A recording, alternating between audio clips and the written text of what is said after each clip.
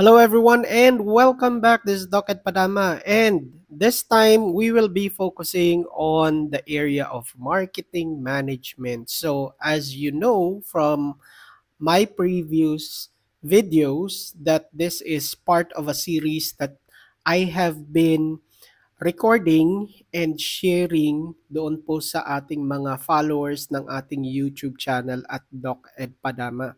So if you're interested in other areas aside from marketing management, search my YouTube channel at Doc Ed Padama of a particular or specific area kagaya ng nursing, IT, even in senior high school strands like STEM, HUMS, TVL, and so on and so forth, you'd be able to search for proposed research titles in those specific areas.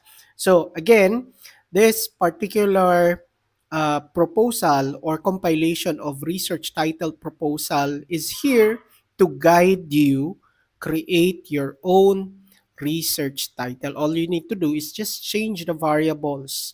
You first need to choose alin dito sa mga proposed research title ang relevant doon sa interest ninyo.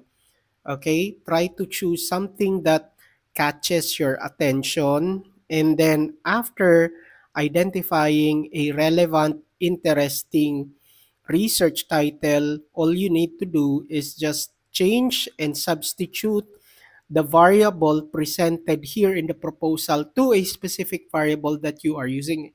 Example of a variable will be the locale of the study. So you can add a locale of the study in the research title that you will be choosing from this compilation. So ganun nyo dapat iti-take itong proposed research title compilations.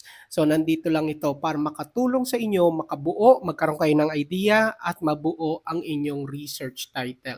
So I hope you were able to take away something from this particular compilation. And again, please don't forget to click subscribe to my YouTube channel at Doc Ed Padama para pag meron pa tayong mga bagong compilation knowledge related to the simplification of research writing, you will be immediately notified. Maraming salamat sa inyong lahat.